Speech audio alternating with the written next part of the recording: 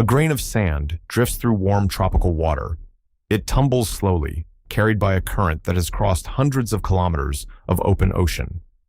Around it, thousands of nearly invisible creatures move through the blue darkness between worlds. Tiny larvae, microscopic predators, things so small they barely seem alive. And among them is a newborn pufferfish.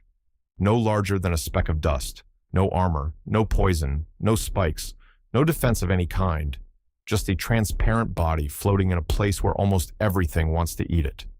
Most people think pufferfish are among the most protected animals in the ocean. They picture the inflated body, the forest of sharp spines, the deadly toxin hidden inside its flesh. A creature so dangerous that predators learn to avoid it. That image is real, but it comes much later. The beginning is something else entirely. The beginning is catastrophe. Because evolution did not design the pufferfish for safety. It designed it for survival, and those are not the same thing.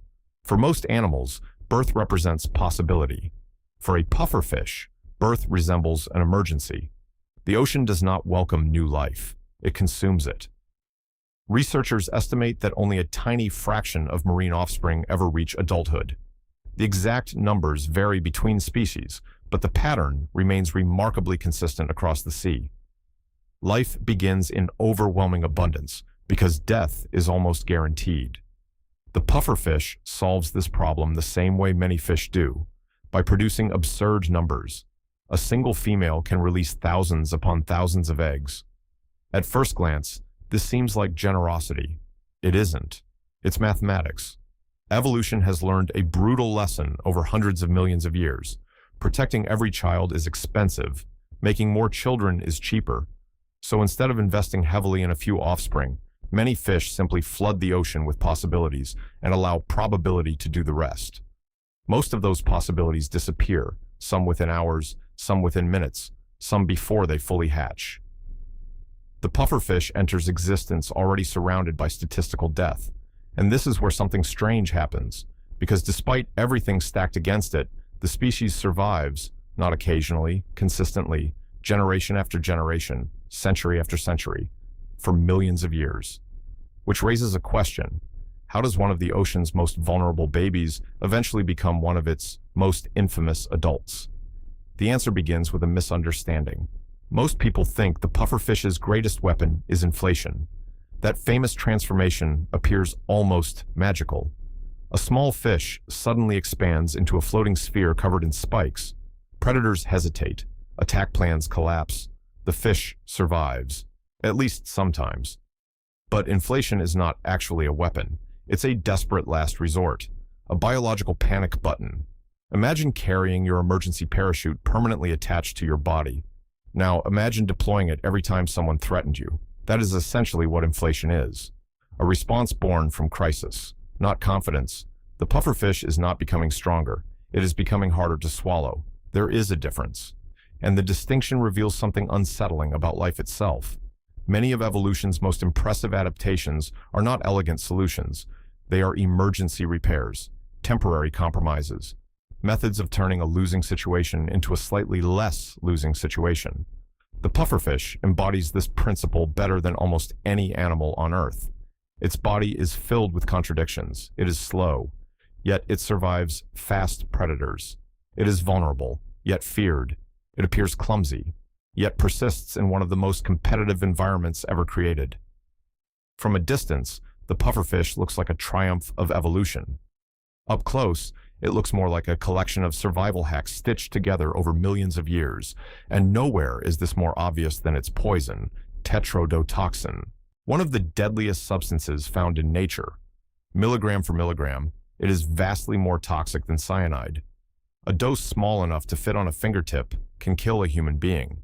There is no reliable antidote, no dramatic cure, only the slow failure of the body's ability to communicate with itself.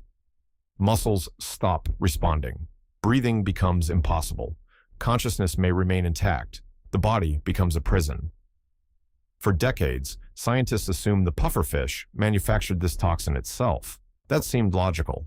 The poison was inside the fish. Therefore, the fish must create it. But reality turned out to be stranger. Researchers eventually discovered that many pufferfish do not produce tetrodotoxin at all. The toxin originates from bacteria, tiny microorganisms moving through marine food webs.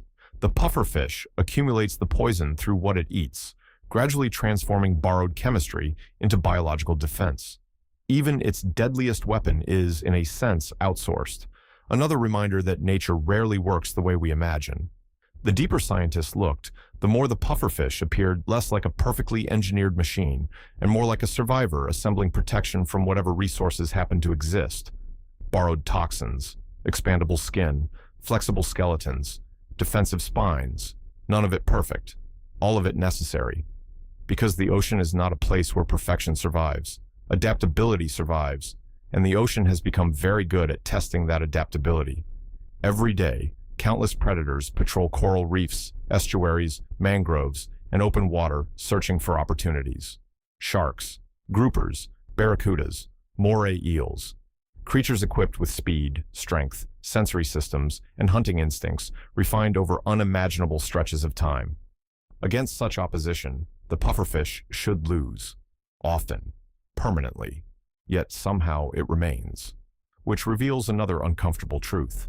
Survival is not about avoiding weakness. Survival is about managing weakness.